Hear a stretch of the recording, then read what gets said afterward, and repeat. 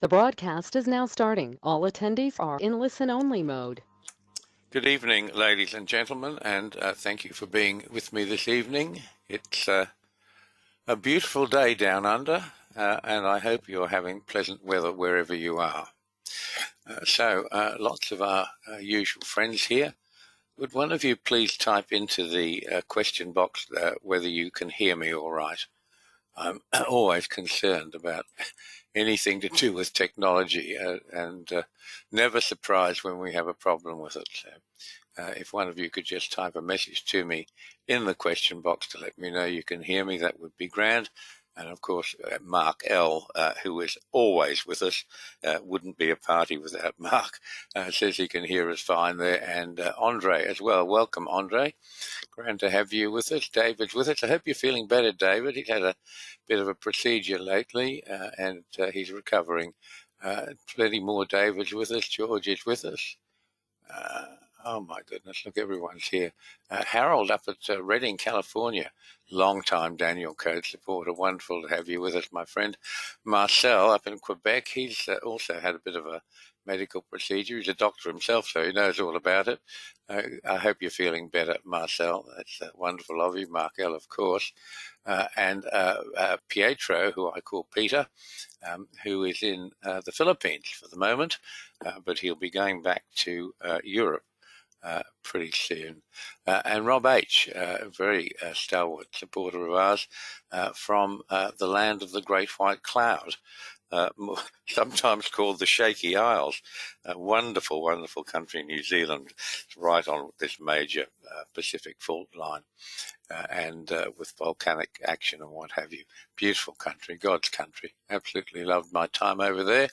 And looking forward to getting back there soon. So everyone's with us, which is wonderful. Thank you. A few coming in late now, and kind of everyone to be supportive of those folks. Yep. Okay. So a lot to tell you today, folks, and we're particularly thrilled that we've got Justin with us today. And some of you will remember us talking with Justin. He's a young gentleman. Well, at my age, almost all of you are young gentlemen now. But he's a lovely guy. His father, Hank, came to the Danielcode originally and introduced Justin to it and encouraged Justin to stay with it when he had some doubts about it in this process. He's been with us many, many years, Justin, but he's now just graduated to that elite level where he's now a super trader. And he's gone to immense trouble. You'll be amazed at the work he's done and the analysis he's done for us. And it takes a rather unusual form. He had a special assistant help him with selecting the markets to ensure that there was no bias involved in that market selection. And you'll be interested to hear from him probably in about 25 minutes. Justin, I think you'll be about ready to start on the hour. Anyway, let's see what we've got to talk about today, because it's the basis, really, of trading. And as you know, markets are rational, orderly, and sometimes predictable. And we have great fun with some of those predictions and creating and trading the Danielcode time signals. It's the best trading system I've ever heard of. Nobody's told me there's anyone better around, and that is only available at the Danielcode tutorial. So we'll talk about that later. We've introduced this free consultation a month or so ago, maybe 2 months now. If you'd like to chat about your trading, your aspirations, where you'd like to go with it, problems you're having with your trading, I'm more than happy to have a chat to you about it. Just send me an email, if you would, jneedham@thedanielcode.com. Let me know your time zone, so I'm not trying to set up a chat with you in the middle of the night, and I'll be delighted to talk to you about your trading, dreams, aspirations, worries, horrors, anything at all. And as I say, our special guest today, long-time Danielcode member, Justin. He lives in Australia's beautiful Hunter Valley, which is our equivalent, I guess, of Keeneland. If you in America you want to know what it's like, the grass is so green you could eat it yourself. It is beautiful, beautiful country. That's where most of our big horse studs are there. Okay, so while we're having a correction in equities, I showed you this 2 weeks ago, that I put a post up on the 14th of March with this chart that you can see here, and told you that we had a major long-term cycle expiring between now, that was the 14th of March, and April the 8th. And here it is. Here's our little correction going on. And interestingly, for those of you with a technical bent, it's actually now correcting the November the 10th, 2023 swing low. And you can see that by its precise hit on the retracements to that particular swing. Okay, copper, folks, I've showed you this contract on and off over the last few months, and you can see I haven't put in the last leg of it, but it's pretty much gone ballistic, hasn't it, since about early March? And have a good look at this contract and then see what I've written above you. There's a headline in today's Australian newspaper, and it's headed "Pay Dirt, BHP's bold bid for Anglo-American." And they were kind enough to inform the London Stock Exchange about that bid today, Thursday. Have a look at this chart from where it goes parabolic in early March. Does this sort of end of February? Does this sort of kind of look like somebody knew about this takeover bid in the works? Is this what people call insider trading? I laugh at that. The late Rene Rivkin, who was a Sydney stockbroker, a very colourful character, as they say, his theory was that markets don't move without insider trading, and he used to say, have a look at the South Head Cemetery. It's a very, very big cemetery in Sydney, traditional historic cemetery as well. He said, have a look at them. He said, there's no insider trading going on in the South Head Cemetery because there's no one alive there. And he always was of the opinion that markets move because of insider trading. So you can see somebody knew about this a while ago. And got a very nice surprise with the announcement today, I guess. There you are, the joys of the markets, eh? All right. So what are futures? You bear with me, those of you who have been with us a while. We've got a few new members in today, and I just wanted to briefly go over some of the concepts about futures trading. If you're a Forex player, incidentally, you can skip this part, but Forex runs exactly the same as futures on the Danielcode. There's no difference. I know the Forex guys, I started off as a Forex trader. I know the Forex guys like to pretend it's a different thing entirely, which is why they call their smallest amount the market can move a pip, like in an orange, a pip instead of a tick. Which is what the stocks guys traditionally use, but all markets work exactly the same on the Danielcode. So what are futures? Well, they're a right but not an obligation to buy or sell a defined product within a specified time frame. So futures have contracts that expire on a known date. And the original idea about contracts, about futures contracts, was a way to make more efficient the buying and selling of commodities, is where it all started with the grains. And it allows the supplier, the person who's growing the grains, if you like, and they can find a price level which they think is worth their while. They can lock in a sale of part of their crop, and they can lock it in now for delivery in the future if they're going to go right through to delivery, which we of course never do. But if you think about it, it's a very clever arrangement that it allows that originator of the product and the end user, or at least the commercial end user, to meet and meet their requirements. So think about grains for a moment, or oil, any of those sort of commodity type things. I know they're called, they're not called commodity, they're called energy and softs and what have you, but the best way to look at that is think of a guy who's growing wheat. He can have a look in his field. He knows what acreage he's planted. He's got a very good idea what his yield is going to be. And in that process, there'll be times when the price of wheat becomes attractive to him on a futures contract, and he can sell all or part of his product at a known price, which gives him certainty in the business that he's involved in. On the other side of that, you've got the mills who know that they need a certain tonnage of wheat to make bread, to make stock feed with the lower grades, all sorts of things. And they can go and bid for these product of this wheat when it's harvested, but they can buy contracts now and in the future. And they can lock in various percentages of how much they're going to require in each month or in each season, as the case might be. So that's why we have contract exploration and settlements. And they're actually tied to historic requirements of the people in the industry.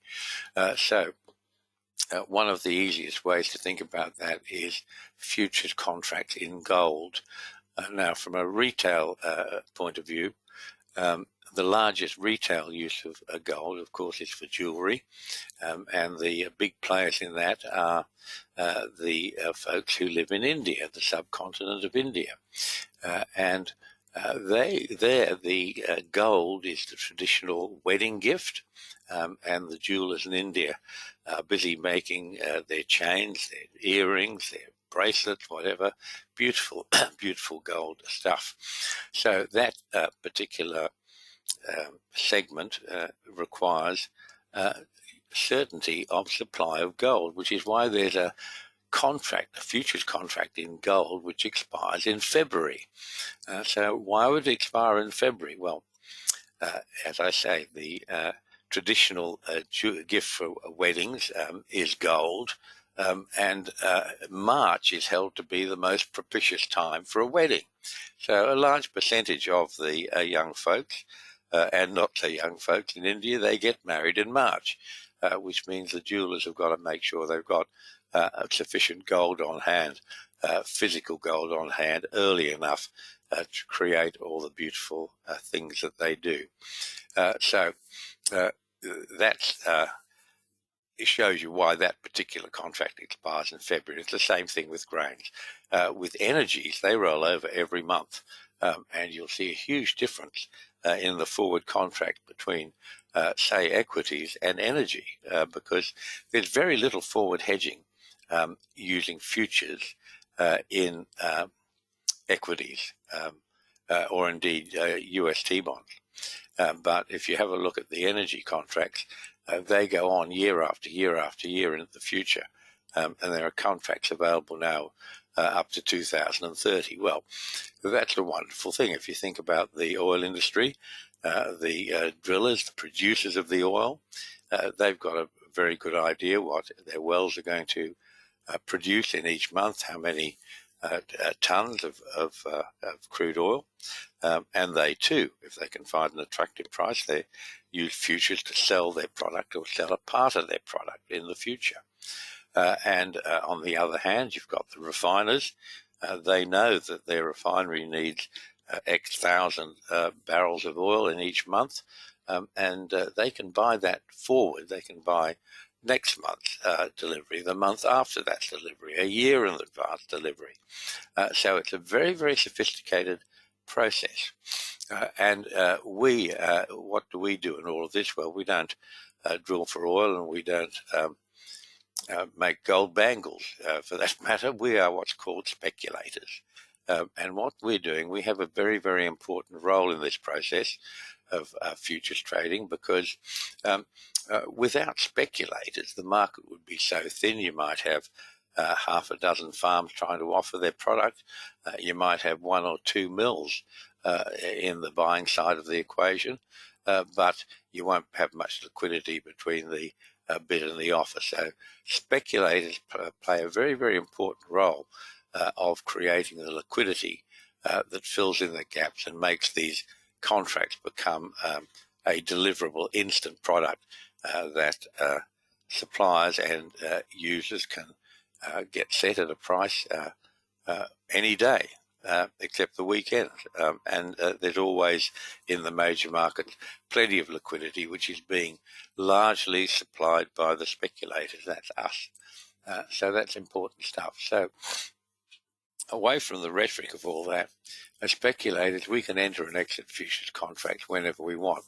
And we're never involved in settlements because we're always trading the front month. So what is the front month? Well, the market determines the front month by volume. When the volume moves into a particular month, it has the highest volume. That is designated as the front month. And speculators, that's what we trade the front month. And for those of you new to this market and the idea of futures, all of these markets have different margins and different tick value. And it certainly sounds bewildering when you start. It's really straightforward because you're going to finish up settling on a subsection of the market that you're interested in, and it'll all become very familiar to you.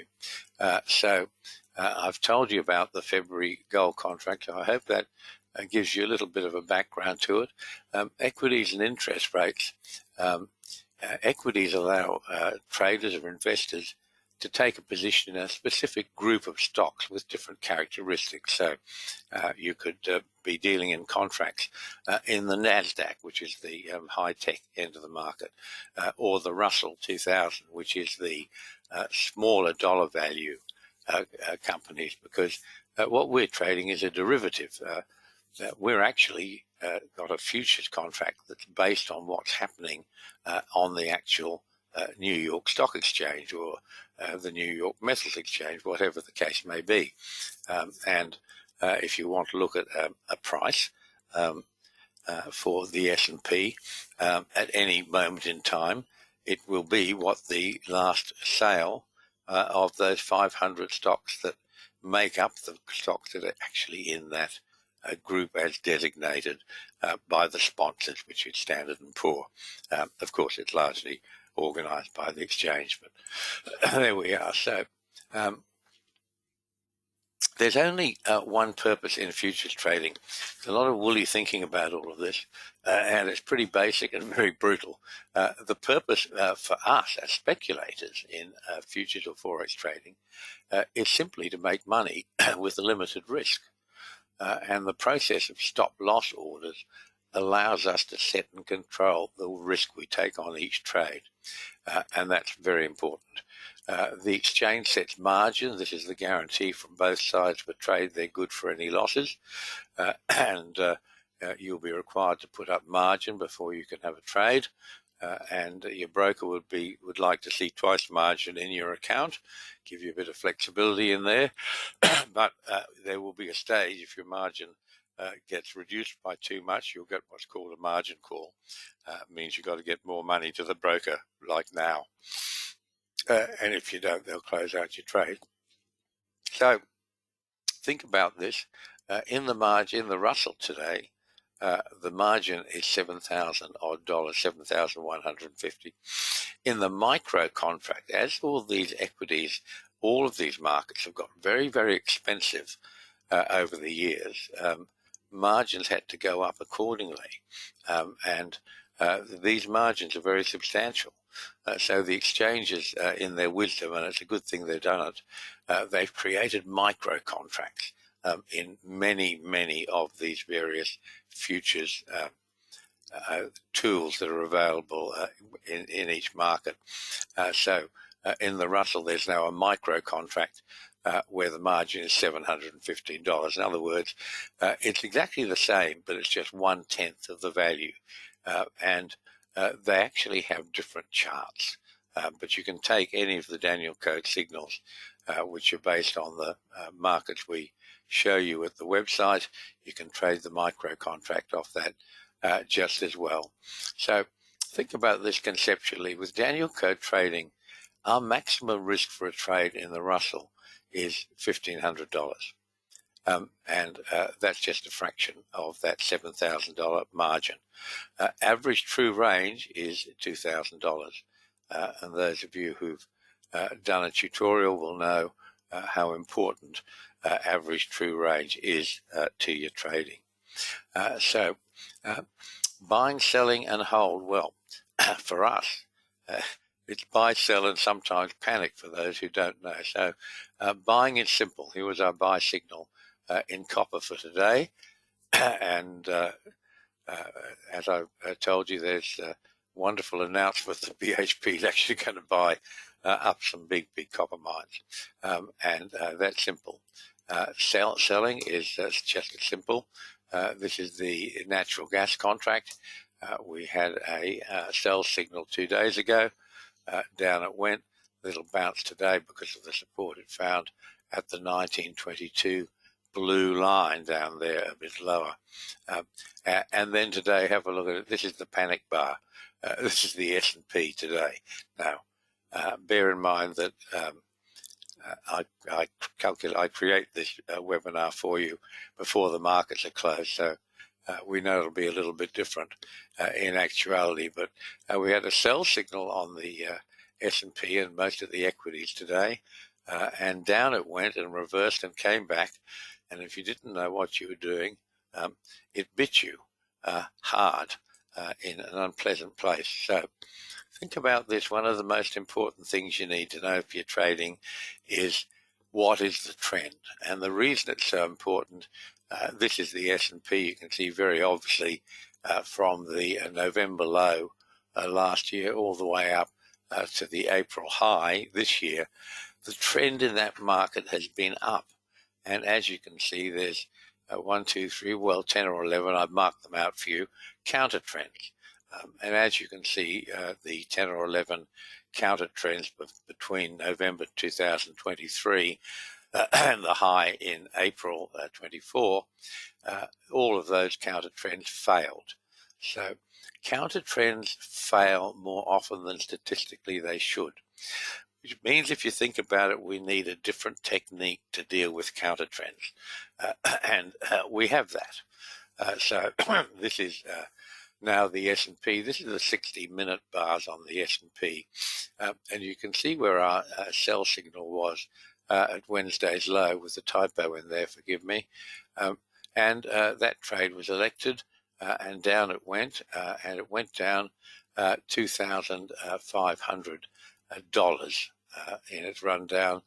It then reversed and rallied back up and made a new high on the recent trading right at the end. Massive up bar at the end of trading there. Wonderful stuff. But think about this. Our risk on the short side, because that was against the apparent trend, was $989. So it went down $2,500. It turns around, it comes back, and we're stopped out $989 from the low. In other words, we make $2,600 on that trade, even though it was against the current trend. That's why it reversed, but we knew that the probability of that was fairly obvious. In fact, you can see how perfectly the market found the low on this intraday chart. We don't trade intraday, but for those of you who are interested, you can see that the smaller sections, any smaller section of time, will all react the same. They're all governed by the Danielcode support and resistance ratios. Sometimes they do something tricky, like they switch from the hourly bars to close-only bars. This is exactly the same chart, but it's showing you the close only, and you can see the minor retracement that actually governed where today's low came, which was just about on that blue line at 50.28. It was a little bit better than that, if I recall, but not a lot. And the low actually was 50.22.29. So you've got about a 6-point variance there, much closer when you look at the actual chart. But remember that with these numbers up where they are now, 5 points is 0.1%. It's pretty massive, isn't it? Which is, well, it's not really, it's $250. And you can find why these markets do the things they do on the intraday charts. It's all very interesting, but it certainly forms part of our trading strategy that we're well aware that counter trends fail more often than they should statistically. Okay, so to build the best trading system, first we need a reasonable win rate expressed as a percentage. Most new traders can't get past that step. Of most important is we actually need our average win to be greater than our average loss. Historically, the win rate in the Danielcode time trading is 52 to 62%, thereabouts. Historically, the average win in dollars is twice or more the average loss. So think about that. Think about that dollar win, dollar loss ratio. If the dollar win is twice or more than the average loss, then you only need a 25% win rate to break even. And everything above that is profit. And Justin's going to show you just how much of a profit this Danielcode time trading can make. Now, I do have to point out to you that Justin's research, as he says, he's taken the toughest view he can about it, and that's brought the apparent win rate down sometimes below 50%. But that is such a insignificant part of the equation that you're going to see the dominance of the average win over the average loss is everything, and that's what drives it all. So on the website, folks, there are these 3 videos. You won't have time to write them all down now, I'm sure, but they're on the website, on the homepage. If you're interested in trading, I do sincerely recommend you watch these videos. They're about 20 minutes each. The first one is from Mark L., who's with us today, and is wonderful. He's a super trader and has been for a long time. Video 2 is from... I think that's from Justin, from the sound of it. And video 3 is from Scott and Amy from Boulder, Colorado, new traders, new to trading. So do have a look at those if you could. So right now, Justin, I'm not far off. I said I thought you'd be about ready to start about now. So welcome to you. And let me just make sure that I've got you linked on and that we can hear you. Can you hear me, Justin, all right? John, do you have me? Yes, we do, my friend. How wonderful. Good. Do go right ahead, Justin. It's lovely to have you with us. I hope all is well down in the Hunter Valley. And I'll give you your first slide for you to start with. Great. Thanks very much, John. Hi, everyone. Thanks very much for having me back on again. So a few weeks back, I spoke during one of John's webinars about my experience with trading Danielcode time. And I finished up by showing an equity curve of my results from 6 random markets that were traded over a 1-year period. And this is the result that you can see on the screen now. In that year, I had crude oil returning over 1,200% on initial margin, which is pretty good. And natural gas was over 1,400%. So just crazy numbers there from those regular markets. And at the low end, I traded through that slow patch in gold that I talked about, and that finished up at around 150%. Anyway, John asked me to come on again today to share some more results, and I happily accepted because this will be a pretty good opportunity for everyone to see that the returns I got last time weren't a one-off event. They actually happen all the time. It's fairly typical. I've done lots of paper trading outside what I'm showing you right now, and this stuff just repeats over and over and over again. It's pretty unreal.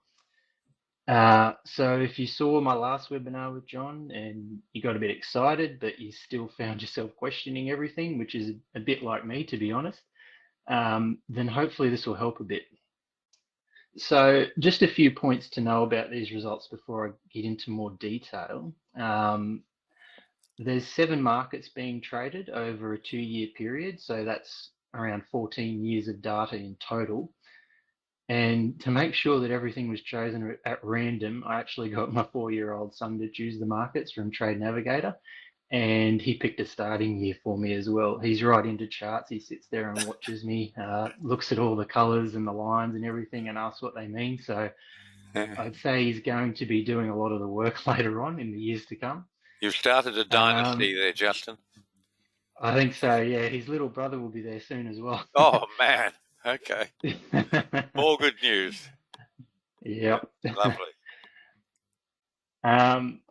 Also, there was no, as John mentioned, there's no market selection techniques used here at all. In a tutorial, John will show you how to stand aside from markets that are lacking volatility and vertical movement, and that they will maximize your returns overall. But for my paper trading, I just wanted to try and get a clear picture of what the worst case scenario would be, just so that I could keep my expectations in check, because mindset was a pretty big deal for me. And I just wanted to make sure that, I knew where the floor was on this thing.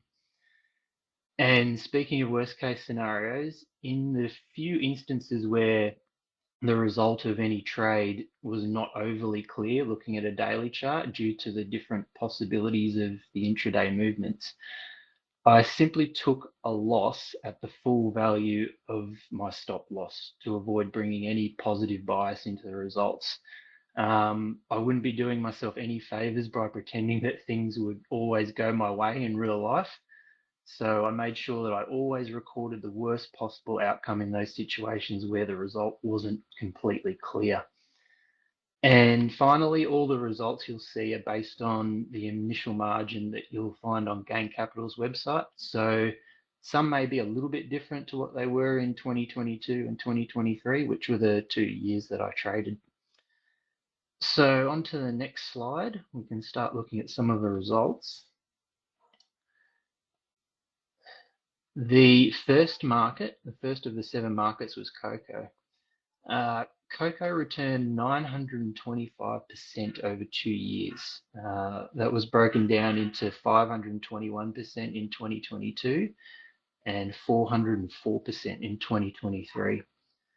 There was a win rate of 45%, and the average win was 1.8 times the size of the average loss.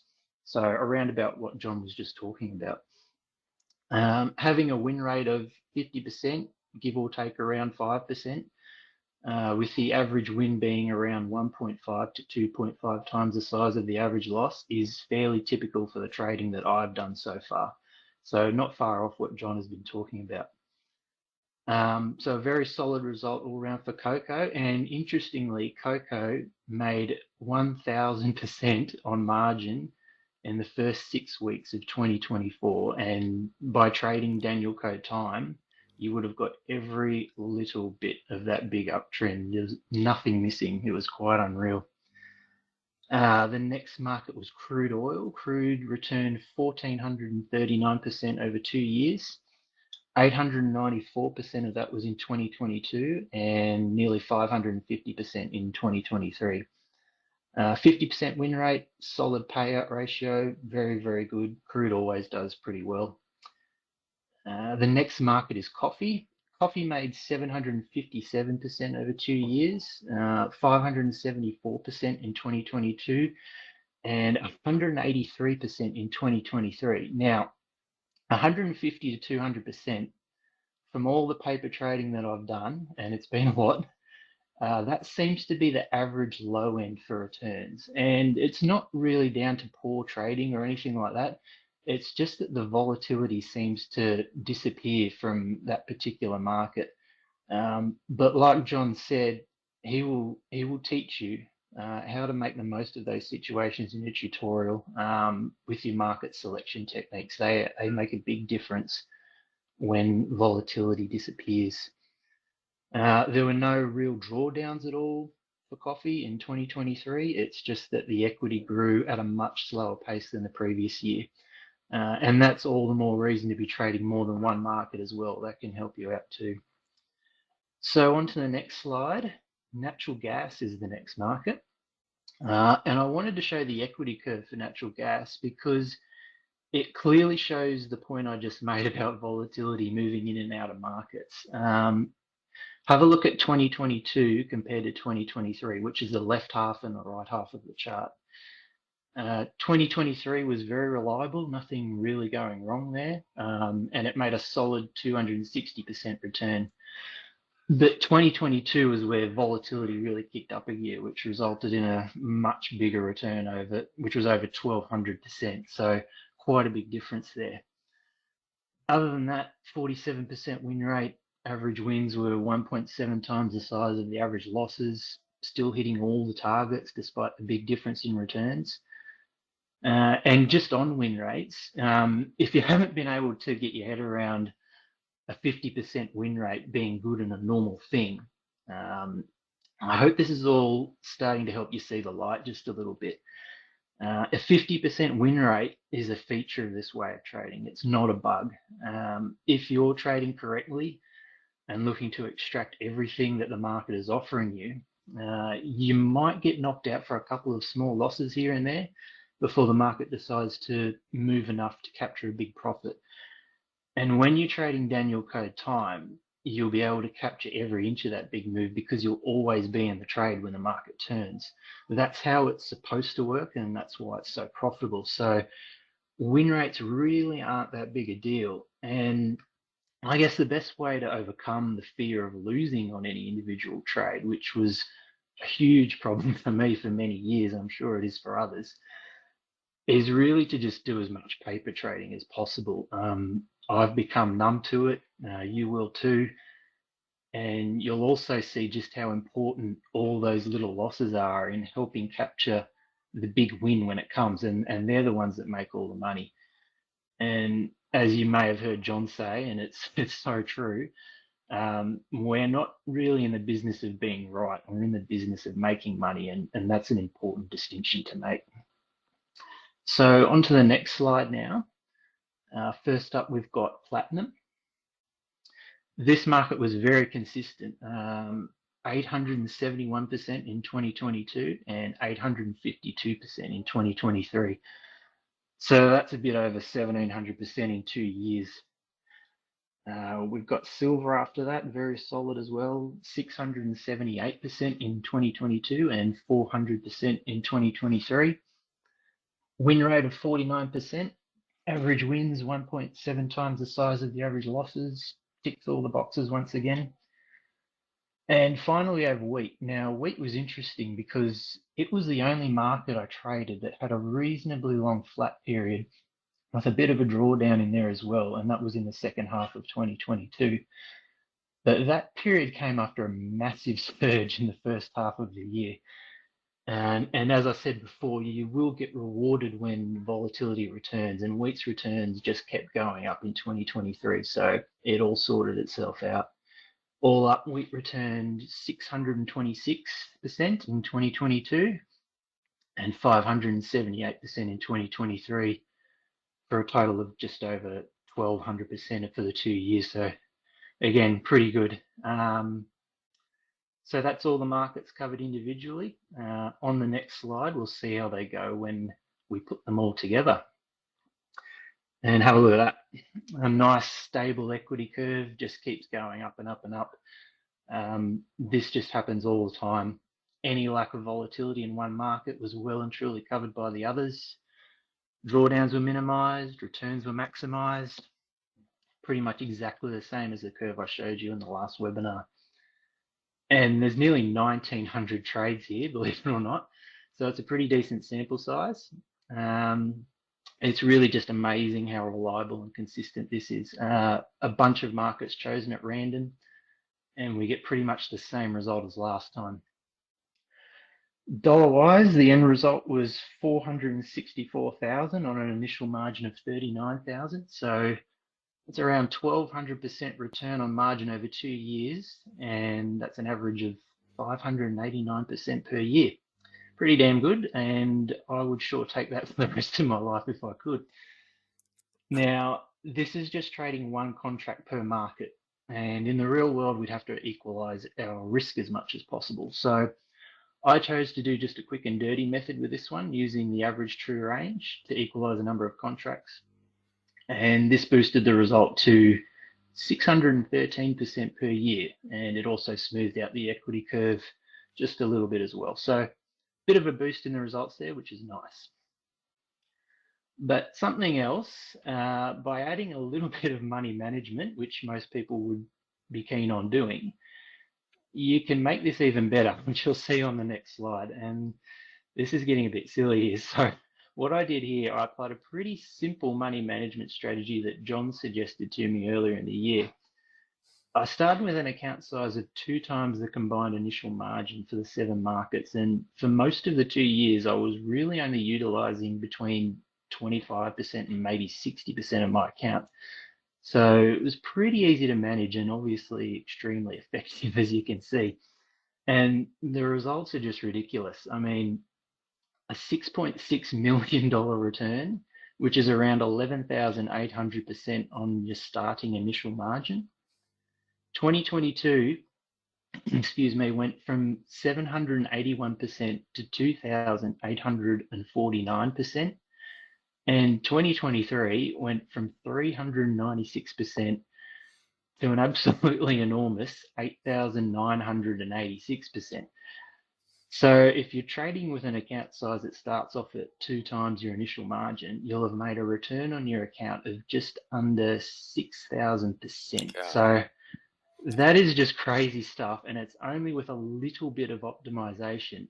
And it really was only a little bit. I mean, this wasn't some complex money management strategy that needed attention every day. It didn't even need attention every month. And I think it works so well because trading time is so consistent and reliable.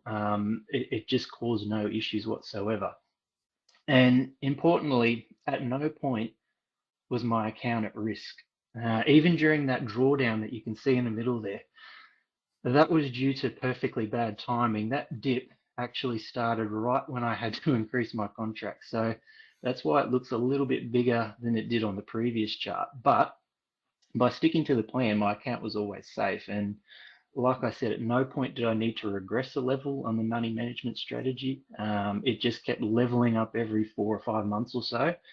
And the overall returns just got bigger and bigger. The most encouraging thing about this, though, for me anyway, is not so much the size of the actual return in this particular example, but what this could do for people trading smaller accounts and just how fast your account could potentially grow due to the reliability and the rate of returns that you would normally get by trading Danielcode time.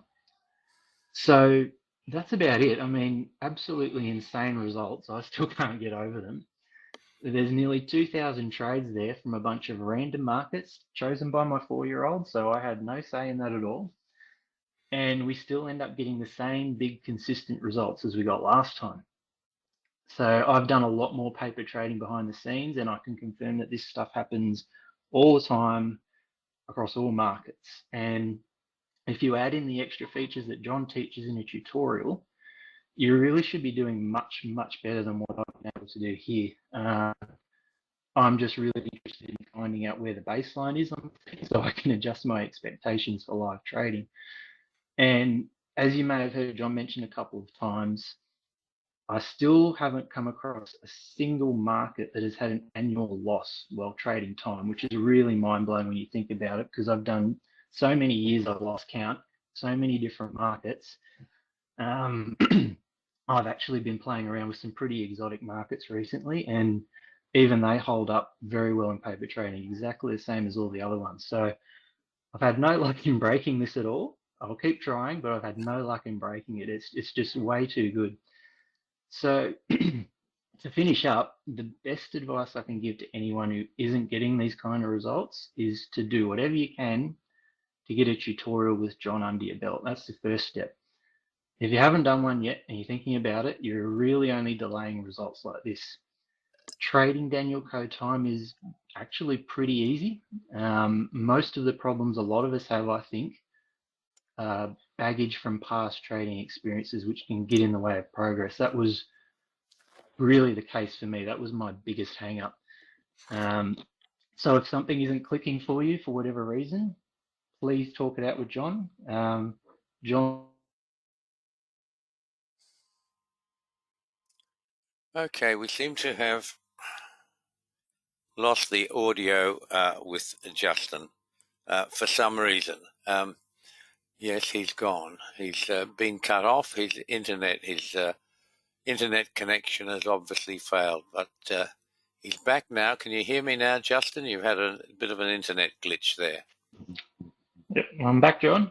Go ahead and finish off what you were just wrapping things up, I think, Justin, when you got cut off. Yep, sorry about that. Not your fault, mate. So I was talking about the tutorial. Yeah, as I was saying, John's an incredibly generous man, as most of you would know, and he's seen it all before. So make it a priority if you're dealing with baggage to talk it out with John if it's not quite working for you. And after that, go ahead and paper trade until it all starts to come together and do exactly what John teaches you. Don't try and go off and sort it out yourself. And really, the more paper trading you do, the more you'll benefit and the more confident you'll get. It's pretty simple. And like I said in the last webinar, I used to be the guy lurking in the background on these webinars who had high hopes that never really believed that I could match the returns that the other guys were getting. But if you put in the effort and do exactly what John teaches you, you'll be rewarded big time. So that's about it. Thanks very much for listening, everyone. I hope it was helpful and encouraging in some way, and I'll hand the mic back to John. Justin, thank you so much. It's your generosity in sharing your research is absolutely amazing, and we are most grateful. And in particular, for people who are trading, to hear this come from someone who's in the thick of it, as you are, not from me, but from someone who's a trader themselves, as you are, that is just such a powerful thing. And I really do thank you. That's a wonderful, wonderful gift that you've given all of us, and I hope you keep going on with it. And I'm thrilled to hear that the stable of Justin traders down there in the beautiful Hunter, where everything grows very well, is increasing. So take care, my friend. That's quite wonderful. Thanks, John. Great to have you with us. And I'm sure we'll talk again soon. Okay, so folks, Danielcode is the DNA of markets. Markets create their own signals. All we do is we add the magic sauce. And if you'd like to take a tutorial, they are some comments from Mark L., who's with us today, and Greg Palladini, who I'm sure is with us today somewhere there. And that is the only way to learn Danielcode time trading. It's not taught on the website per se. It's the subject of a one-on-one tutorial with me. And you've heard that how incredible this is. I've been over the last 6 months or so. We've had 4 or 5 of our graduate students on who've talked about their results. And now we've got a much deeper view over a time period, that what you've been hearing is not a fluke. It's not a occasion of great volatility. It's just part of what Danielcode time trading does. I have never seen or heard of a system that even compares with trading Danielcode time, and I really commend you to learn to trade Danielcode time from the tutorials. Email me, jneedham@thedanielcode.com, and we can set up a time to have a chat or to get you started. So just finishing off what some results from today's trading, folks. Those of you who look at the members charts, and you all should be, will notice that I put a special note on the S&P from Wednesday's update. And I put in there, I've used an unusual retracement to show the accuracy of the DC RETs. Being retracements, do you see it? The point is there was a gap left underneath that bar on Monday. A little tiny gap, very important. Markets will always try and fill the gaps, but in fact it creates a new trading range when you've got a gap still hanging. So if you didn't see that, look what happened today. Sell signal today, down it went, full moon, 7 out of 8, 8 out of 9. You get a reaction. This is the shortest and fastest one we've ever seen, but it elected the sell signal and down it went. And even though it reversed, it was a profitable trade for those of you who have learned how to trade Danielcode time signals. This is copper. This is part of the great push up, which certainly a whole lot of people knew about BHP's interest in Anglo. This is natural gas. We had a sell signal today. In fact, we had a sell signal for yesterday. Big bar down yesterday and finding support on the blue line today.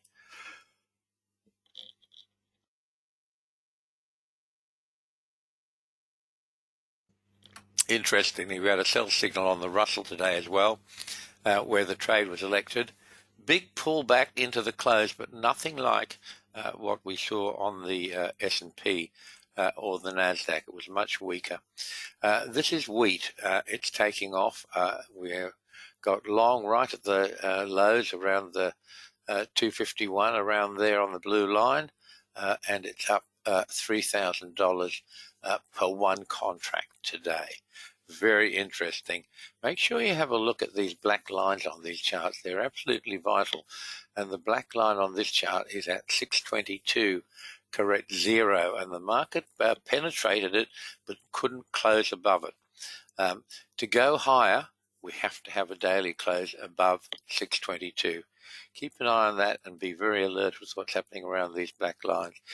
This is UST bonds. We had a TO3 sell signal, a little rally up, and that gave itself another TO3 sell signal into today. Very important, that black line for this market is a way away yet. Will it go down further? Remember, this is really a commentary. This market is a commentary on the battle between the madly, incredibly bullish trading groups and the Fed that would like to see things just dampen down a bit. But if you had any doubts about this being a roaring bull market still, you saw it today. The simplest correction was bought two-handed. Here's the Nasdaq, same thing. Look where it ran down to exactly within a handful of ticks from its 17,315 red line there, back straight up into the next Danielcode number. These charts were created on Wednesday, so all of today's stuff just flew in. Okay, folks, if you haven't already, do help yourself to a free trial. Go to www.thedanielcode.com. Just hit the register button. If you have any problems, do contact Terry at support of the Danielcode. He'll be happy to assist you. And finally, this is our disclaimer, which I do ask you to take seriously. It's very, very easy if you don't know what you're doing in futures. It's very easy to lose a lot of money very quickly. In the same vein, once you do know how to trade, it's very easy to make a whole lot of money very easy. So become trained, not untrained. And don't risk your money until you are confident that you know what you're doing. Better still, let me know and I will teach you how to trade safely and profitably. And the interesting thing in all those wonderful statistics that Justin showed us is what a small amount of risk you actually take on when you're trading Danielcode time cycles. It is equally amazing as the results which Justin told us. So once again, thank you to Justin for being with us. What a super effort, mate. You've done a huge job there. Keep at it. Wonderful. Maybe find some of the mysteries in equities and UST bonds when you get a chance. That will be wonderful. So that's it for us tonight, folks, or today for me. Enjoy your weekend. I've finished for the week. I put my orders on. It's Friday morning down under. You folks have still got another day to go. Enjoy it all. Enjoy your weekend, and I'll look forward to talking to you again at our next tutorial. Bye-bye for now.